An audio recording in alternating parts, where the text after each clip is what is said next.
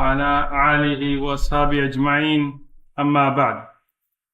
So we begin today in the Seerat of Rasulullah sallallahu alayhi wasallam at a point as we discuss Abu Basir wa Abu Jandal radiyallahu anhuma and how they were exiled, self-exiled from Medina and exiled from Mecca, and how the Quraysh, they came and begged the Prophet sallallahu alaihi wasallam to allow them to come to Medina.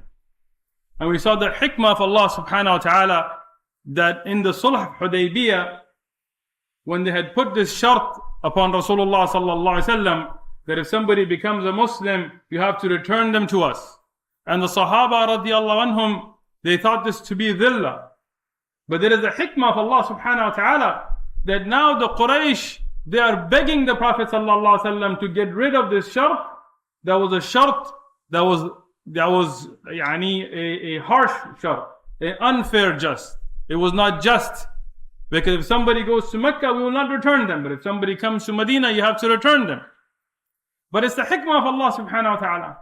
So here, now, after the Sulh of Hudaybiyah, Rasulullah sallallahu alayhi wasallam, he's focusing on the da'wah. But at that time, there is a ghazwa that happened.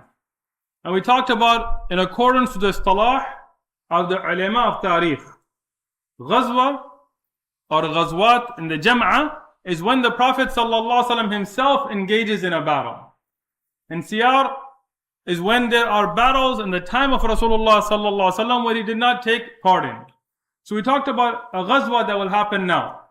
Before I discuss it, I want to discuss some khilaf, because I'm teaching you and then you may go pick up a book somewhere and it says something different, so I want you to understand it. This is called al-ghazwa dil qaradin. It's also called ghazwatul ghaba in different books of Seerat. According to Ahlul Maghazi wa Siyar, who are Maghazi, yani in the istilah of history, those ulama that earlier wrote about the Seerah of Rasulullah sallallahu alaihi wasallam, they didn't call it Seerah. At that time, they used to call it Kitab al-Maghazi, yani the book of battle. And that's why when you look at Aqidah, we see Aqidah Tahawiyah. But before that, the Kutub of Aqidah were not called Kutub of Aqidah. They would be called Kutub al-Sunnah. Because in the istilah of the ulama of Aqidah, Sunnah meant Aqidah. And that's why the book of Imam Ahmad, Kitab al-Sunnah, Nisan Usul al-Sunnah, and other Ibn Abi Asim and his book of Sunnah, they were books of Aqidah. Later they were called Kutub of Tawheed, like Kitab al-Tawheed of the great scholar Muhammad ibn Abdul Wahhab, may Allah have mercy on him, and other ulama. So here the ulama of Maghazi and Seerah, yani those ulama who wrote about the life of Rasulullah sallallahu alaihi wasallam, and majority of the ulama of tarikh, of history, like Ibn Sa'ad and others, they felt that this battle happened before Hudaybiyah, yani qabla al-Hudaybiyah. But as I was reading through those books, when I looked at the work of Ibn al-Qayyim, Imam Ibn al-Qayyim al-Jawziyah, the great scholar, the great muhaddith, the great scholar of fiqh and aqidah, he wrote in his book Zad al-Ma'ad that this happened ba'd al-Hudaybiyah, and that's why I chose it to be where it is in the Seerah. Not just him, Imam Ibn al-Hajar Asqalani in Fath al-Bari, Ibn Kathir in Bidayah wa Nihaya also agreed with him. But because the majority of the ulama of tarikh were in opposition to this, I wanted to see what is the dalil for it. Because we don't follow just names, this name or that, we follow the proof.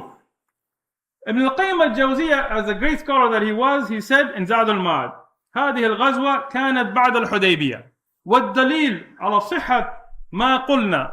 Subhanallah, Ibn al-Qayyim, he says this battle was after Hudaybiyah. And what is the proof that shows the authenticity of what we are saying?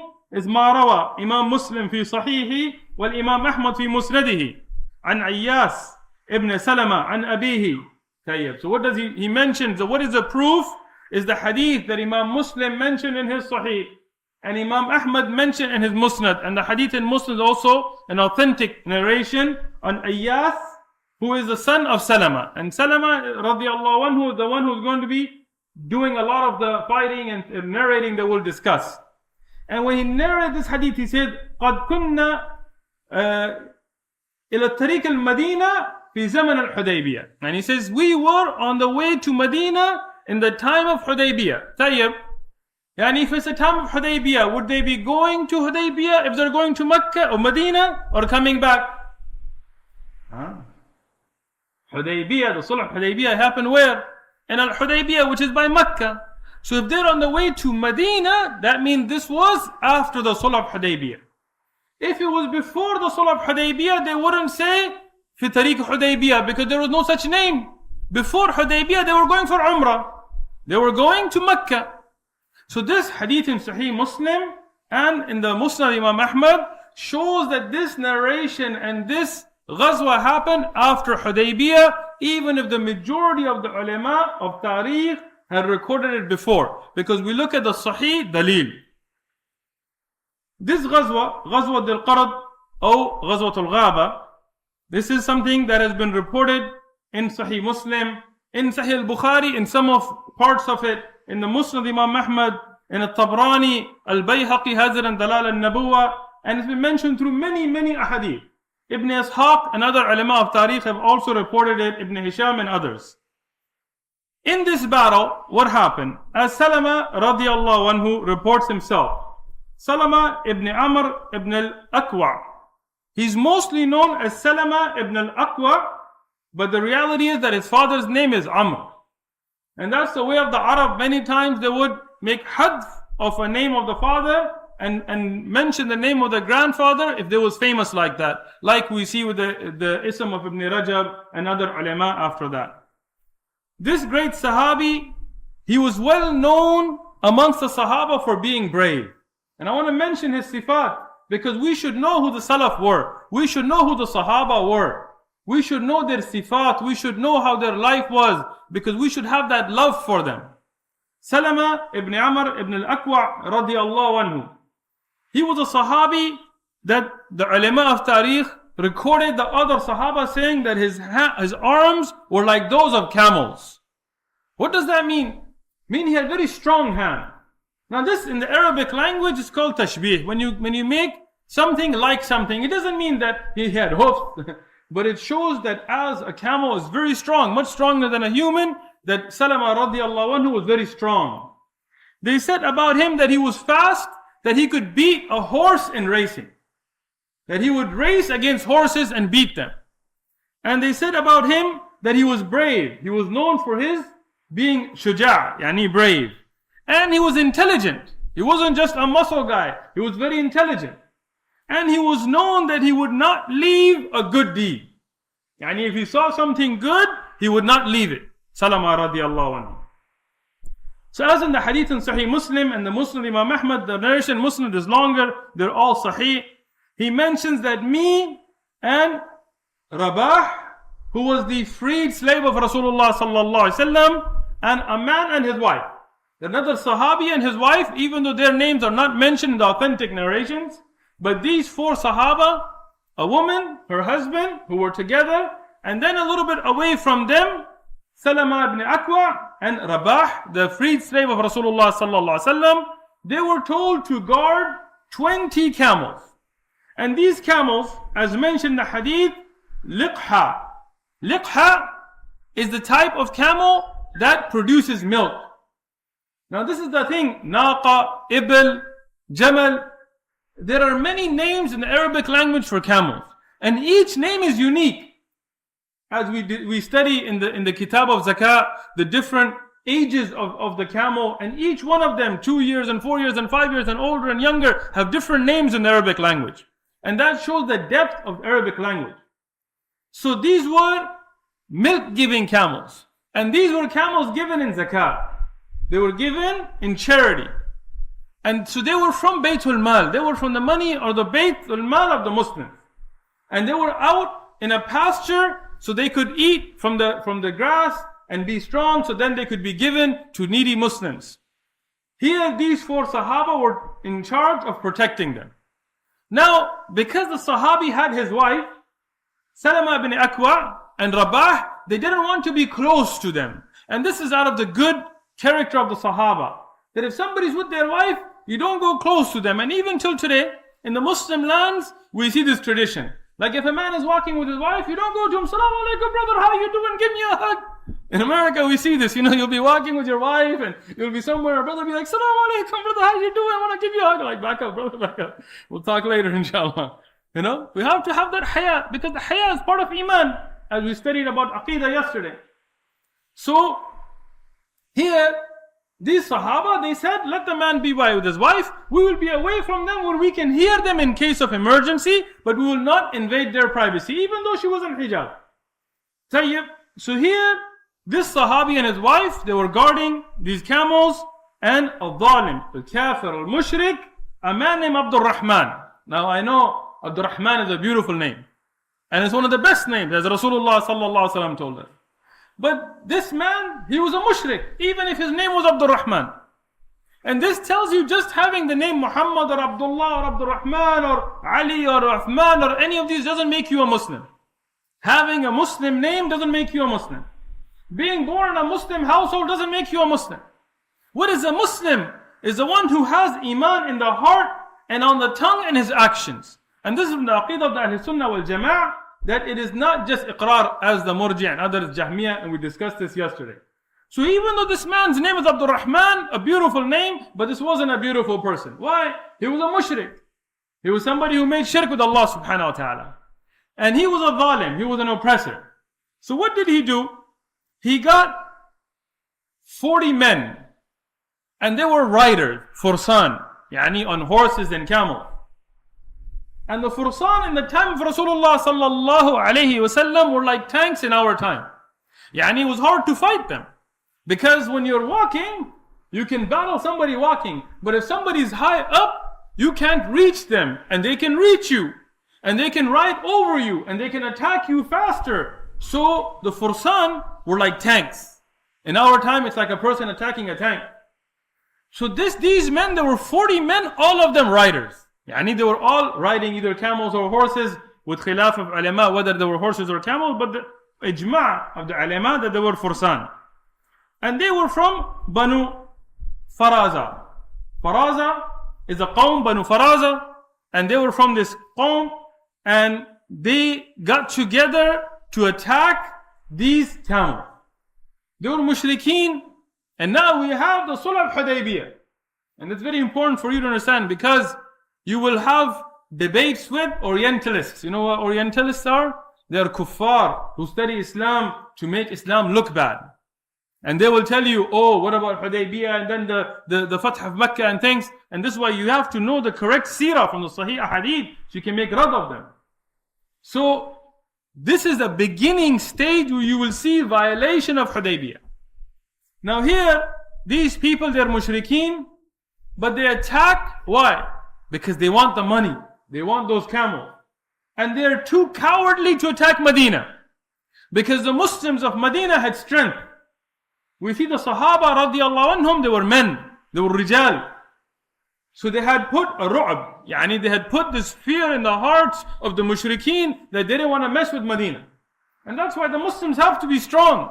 We cannot be weak. We have to have that strength. May Allah bring it back to the ummah. So they were afraid to attack Medina. But because they were cowards, they saw a man alone with his wife. And an elderly man, not a very strong man. So they have 40 of them, and there's one man with his wife. And they're fursan, this man doesn't even have a horse. So they, as dhullam, they attack, they kill the man, and they kidnap his wife. Now when this commotion happens, Salama ibn Aqwa radiyallahu anhu, he hears the commotion, he hears about it, he realizes what's going on. The first thing he did is to call for help to Medina. And as we mentioned, the way of the Arab was to use Ya Sabaha, yell this, and the way in Jahiliyyah, they would take off their clothes. Arab, if they were being attacked in the times of Jahiliyyah, what was their warning system? They didn't get a text alert. They didn't have the radio warning, siren going off. So what did they do? They would get up to a high hill, take off their clothes and yell, Ya Sabaha, Ya Sabaha. Tayyib, why? Because Ya Sabaha is to say, become alert, we're being attacked. Tayyib, why would they take their clothes off? Yeah? Not because they were nudists or something. It's because if somebody couldn't hear them, they could at least see the guy naked on a mountain, so they would realize something's wrong. Now when Rasulullah sallallahu alaihi wasallam began his da'wah, and we discussed this earlier in the seerah, he also went to the mountain, but he didn't take his clothes off. And here Salama ibn Akwa, he also yelled, Ya Sabaha, but he didn't take his clothes off. What does that teach us? We don't study seerah just as academic debate. We need to bring it into our life. When we study the life of the Salaf, we need to bring it into our life. So what does it teach us? To use a means of communication of the kuffar within the bounds of Sharia is jaiz. This was a means of communication of Jahiliyyah. But Rasulullah sallallahu alaihi wasallam and the Sahaba used it. But the part that went against the Sharia, taking the clothes off and showing the awrah, they left it. What does that tell us now today? Maybe a brother, may Allah reward him, he wants to remind the brothers about the dars, and he sends a text message out. Or he puts a flyer on Facebook or Twitter or whatever. It is jawaz. But if you're going to start chatting with sisters who remind them about the dars, no jawaz there. Unless she's really your sister or your mom or your wife, khalas. Otherwise, don't break the rules of Sharia. No, I'm giving da'wah. No, you're taking da'wah at this moment. So here, you have to understand that within the grounds of Sharia, within the laws of Sharia, to use technology, to use the means of da'wah, even if they were invented by kuffar. You didn't invent the iPhone, you didn't invent the Samsung, you didn't invent any of these things. You didn't come up with Twitter or Facebook. I wish you had, but you didn't come up with any of these things. But to use them for da'wah is jaiz. But to use them in a way that the Sharia forbids is not jaiz. So here, the Sahabi first, he sent this warning message 3 times, he yelled to Medina. Then he came down and he had, as mentioned in the Sahih Hadith and as mentioned in the Sunan al-Kubra of al-Bayhaqi, in the Mustadrak of al-Hakim with authentic chain, also mentioned in al-Bukhari and Muslim to a certain amount, and Siyar al-Alam al-Nubala of al-Dhahabi and the Musnad Imam Ahmad, also the Sahih Sanad. Salama bin Akwa, he had the camel of Talha radiyallahu anhu, and it was a very fast camel. So now he has a choice. Tayyib, these 40 men who are riders have kidnapped a Muslim woman, they've killed a Muslim, they've taken the camels of zakat, 40 camels, and they're trying to get away with them. So he can ride the camel to Medina. He's alone. He only has Rabah, who's an older man. He's a freed slave of Rasulullah sallallahu alaihi wasallam with him. So he can go to Medina and get help and go after them. Or he can ride the camel himself and try to go after them. What does he do? Radiyallahu anhu. This is the Sahaba radiyallahu anhu. What does he do? He gives the camel to Rabah. He tells Rabah, go to Rasulullah sallallahu alaihi wasallam and call the Muslims to stop this. And what does he do himself? This is Sahih Hadith. Al-Aqdam, on his feet, he runs after them. Subhanallah. I checked this hadith, and there are many asanid authentically in Bukhari and Muslim and other books. So don't think this is a DC comic or Marvel or something stupid. This is reality. On his feet, he runs so fast he catches up to them. Now he is how many? How many is he? You got like 100 people, nobody can answer? 1. Tayyib, he is 1. Wahid. Not ahad. Why? Where are my lugha students? Why? Why not ahad? Because ahad, man la yakun thani. قل هو الله أحد. لكن هو واحد لأن يكون ثاني. طيب? So he's 1 and they are 40. And he's on the feet and they are riders. So what does he do? He chases them. He can kill him easily. But he's a Sahabi. He's not afraid of death. And he's shooting arrows at them, and he's running at them, and he's yelling at them, and they are running from him. When you have the khawf of Allah subhanahu wa ta'ala, the makhluk will fear you. And when you have the khawf of the makhluk, then don't claim to have the khawf of Allah subhanahu wa ta'ala, because the two cannot be in the same heart. Here, we see him, he's running after them, and he's saying, khudha, and take this. Ana ibn al-Akwa, wal yawm yawm al-Rud'a. What does he say? Take this. I am Ibn al-Akwa, and this is the day of Rud'a. Rud'a? What is Rud'a? What's رُدْعَةٌ? So many Arabs here, what happened? رُدْعَةٌ, huh? رُدْعَةٌ باللغة العربية الفصيحة is a name for a person that would milk their cow or their goat secretly. A رُدْعَةٌ. What does that mean? So you want, like people tell me, just teach Seerat from one book. But if you don't understand the depth of what you're reading, what's the point of your dars? Just to say, I finished this book and I finished this book. Who cares if you finished it? Did you understand it? رُدْعَةٌ. When I read this, I said, what is رُدْعَةٌ? I didn't know the meaning. So I looked it up. I went to Lisan al-Arab and I went to Ibn Athir and I looked in the books.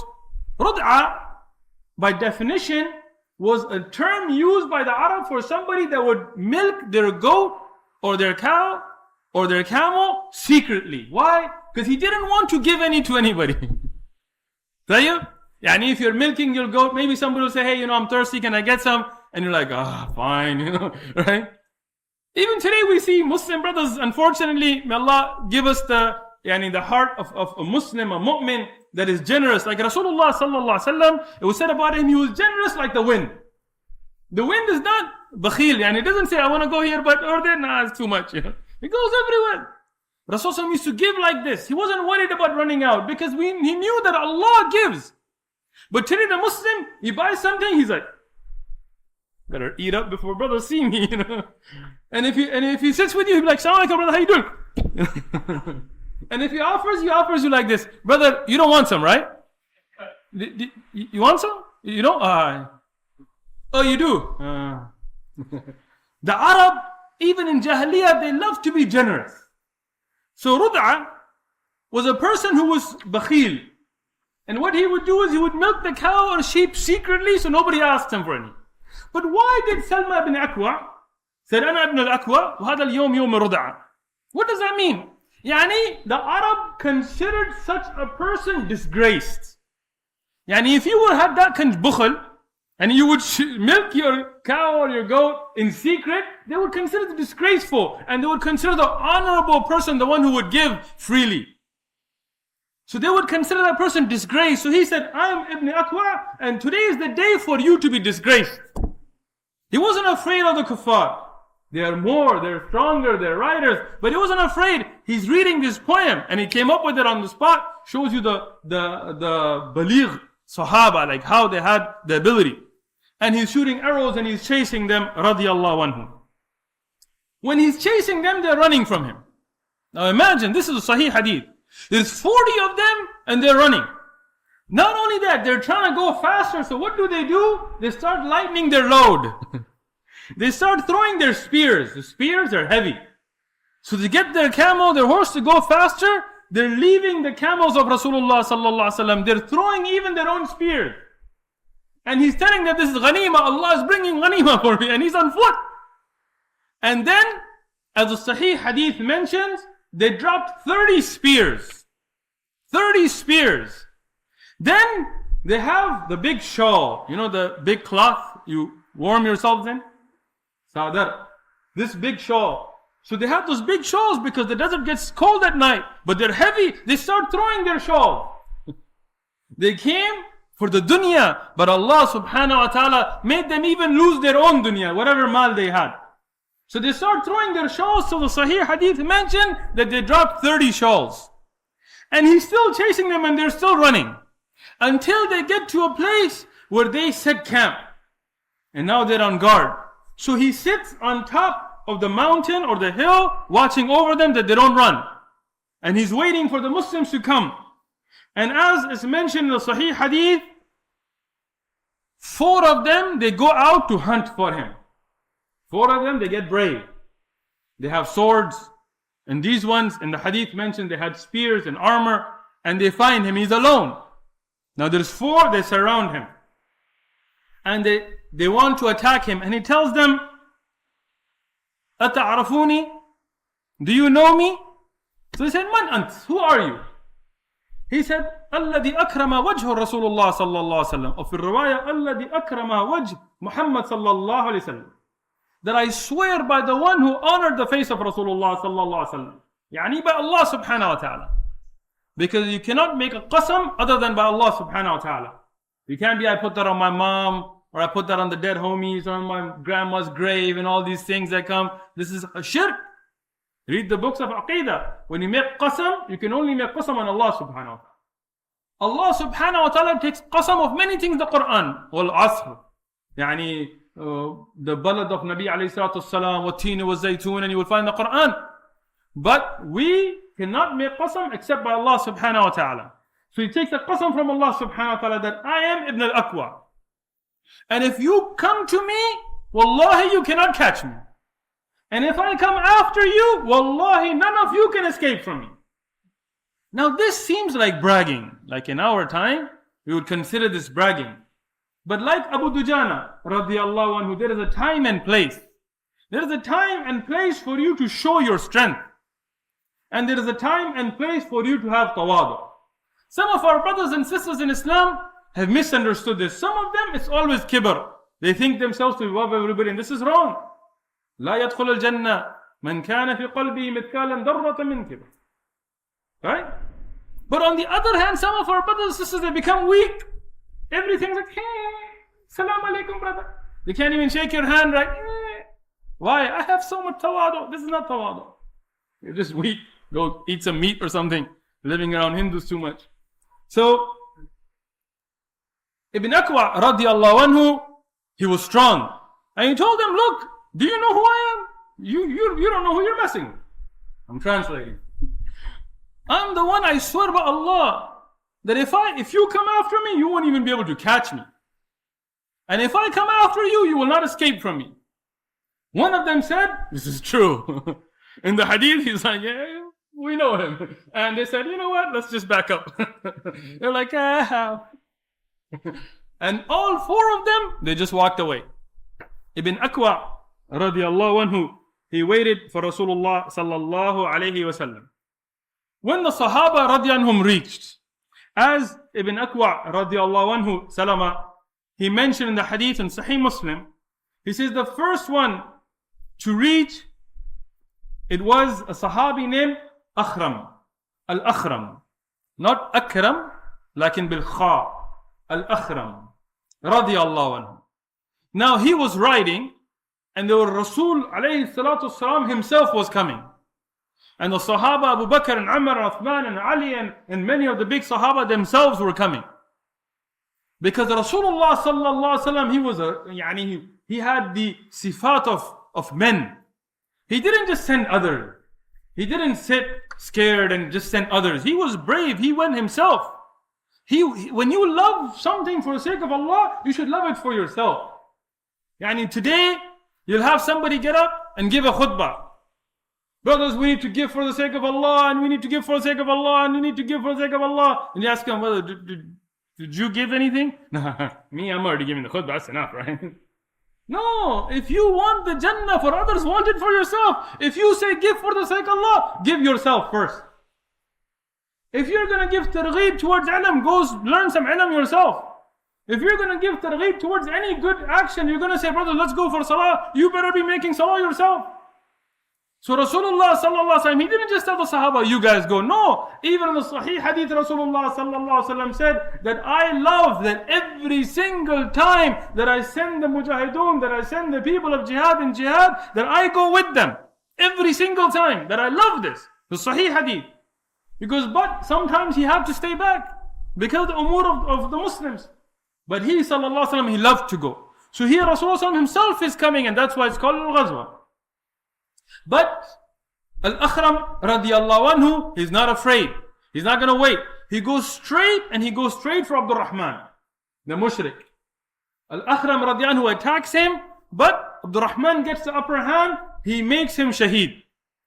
He kills Al-Akhram radiallahu anhu, who becomes from the shuhada. He becomes successful. So here we have the Sahabi become shaheed. Abu Qatada radiallahu anhu. Abu Qatada, the famous Sahabi, an amazing Sahabi, reported many ahadith. I wish I could get into the biography of each one of these Sahaba when we study them, but unfortunately I don't have the time. And inshallah, I have a niyyah to begin a dars in hadith, inshallah, not this Tuesday, but next Tuesday. And when we begin it, I hope by the will of Allah subhanahu wa ta'ala, every time we mention a narrator in a hadith, we'll shortly go over the biography so that every Sahabi who narrates the hadith, you get to know who they were. So you can truly be followers of the Sahaba radiallahu anhum, knowing them and loving them and knowing their sifat and knowing their life. Abu Qatada radiallahu anhu, he attacks Abdurrahman the mushrik, the kafir, and he kills him. He rids the dunya of that filth. And he kills him. And he attacks by himself. He's attacking the rest of their party. And now the other Sahaba, like Salama ibn Akwa, also comes down and starts fighting on foot still. Still on foot. And he's taking people off their camels and off their horses. And as the Sahaba comes, what do the mushrikeen do? They run. Like the cowards they were, are, will be. So they start running. And the Sahaba, they start to chase them. Salama radiallahu anhu tells Rasulullah sallallahu alayhi wasallam, "O Messenger of Allah, give me some men, give me some horses. Wallahi, I will catch each one of them and we will put every one of them to justice." But here, the camels that were stolen have been recovered.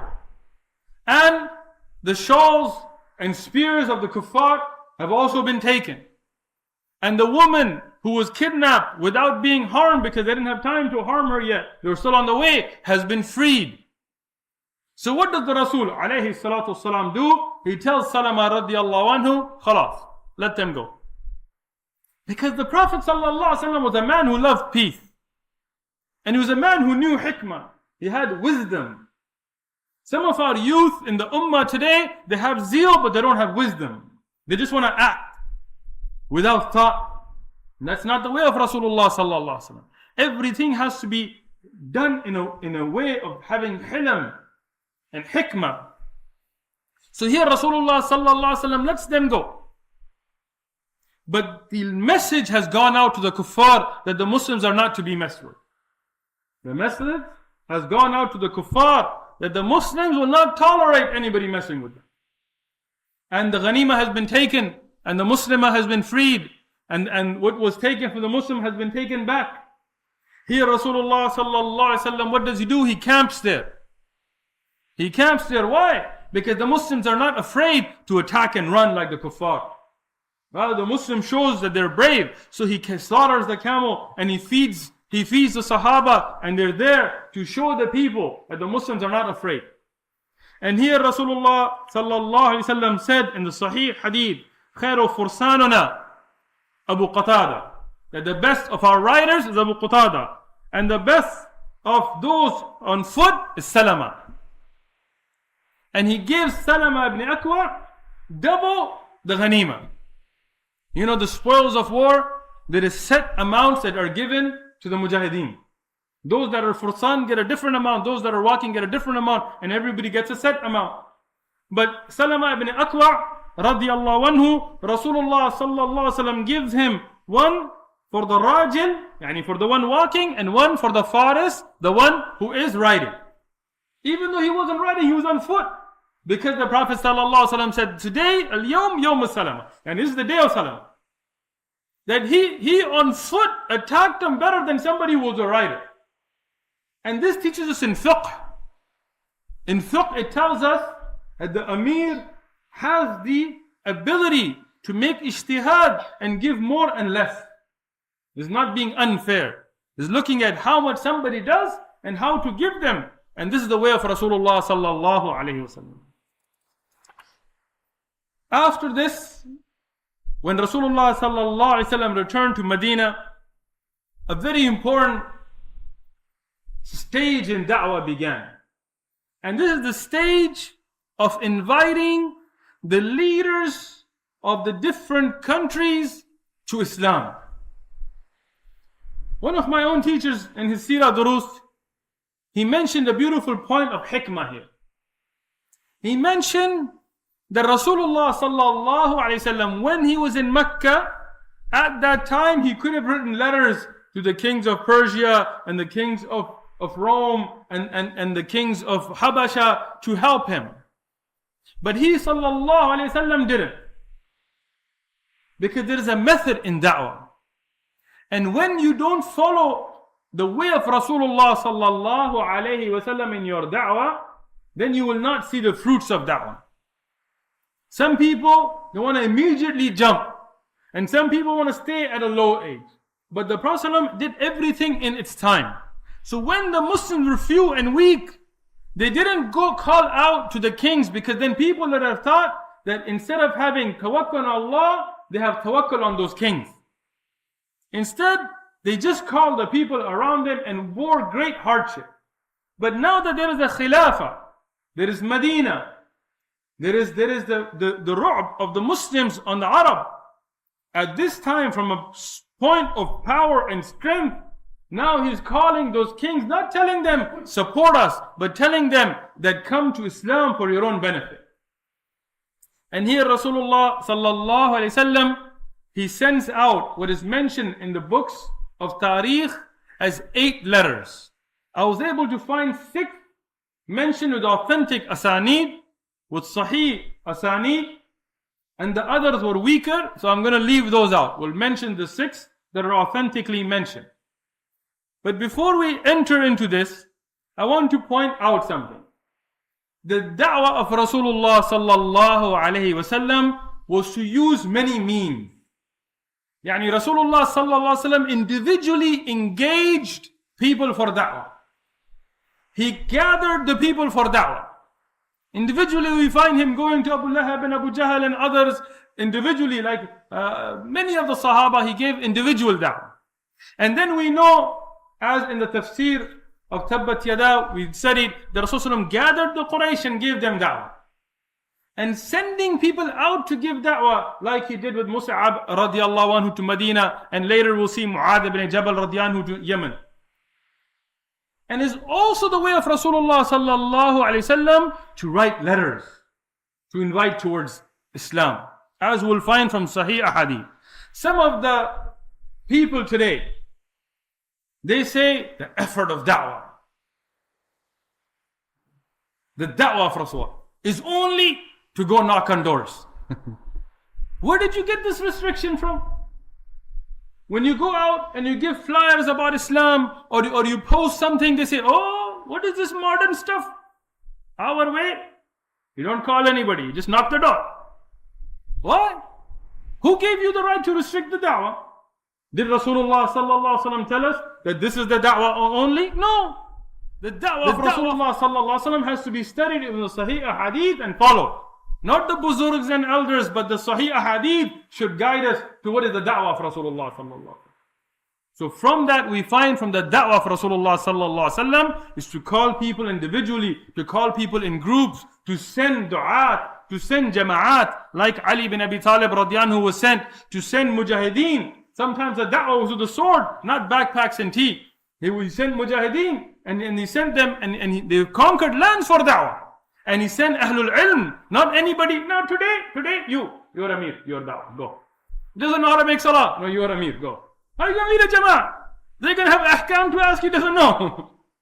No, Rasulullah sallallahu alaihi wasallam sent Mu'adh ibn Jabal radiallahu anhu as a alim, as a person of knowledge, to go to Yemen and to rule Yemen, and to teach the people. And when you have those durus, that's da'wah. If you want to give da'wah in the way of Rasulullah sallallahu alaihi wasallam, then you begin with ilm and durus of ilm and teaching toward the right aqidah, because that's what Mu'adh bin Jabal radiallahu anhu was instructed by Rasulullah sallallahu alaihi wasallam. When we see from the da'wah of Rasulullah sallallahu alaihi wasallam, it is for the people to go and live. Either you can go as a jama'ah and come back like Ali radiallahu anhu, or just go and live there. Like Mu'adh bin Jabal, when he went to Yemen, he went there and he lived there and he taught people. Not just you go there and you're waiting for 72 hours to finish. So you have to follow the way of Rasulullah sallallahu alaihi wasallam. And in that is to use every means. So today, alhamdulillah, we have the internet. Use the internet. You have the ability to have books about Islam that you can give out at a university. Use it. Use these means. Write letters about Islam. Send them. But we are not, as individuals here, sending letters to the White House or to Putin and stuff. Why? Because we're not at that stage. We're going to follow the way of Rasulullah sallallahu alaihi wasallam in our da'wah. And inshallah, when we are at that stage, we'll send those letters as well. Inshallah, we'll stop here. And in the next dars, we'll study the 6 authentically reported letters of Rasulullah sallallahu alaihi wasallam and to whom they were sent, and what was the context and content of those letters. The context, yani how were they sent? And the content, what was written? And how the da'wah was, and who accepted and who didn't. And it's very important for our du'at. And then inshaAllah ta'ala, we're going to get to the next Umrah and Fath al-Makkah. So it's a very, very short time in the life of Rasulullah sallallahu alaihi wasallam left. We encourage everybody to study with istiqamah. Jazakumullahu khair.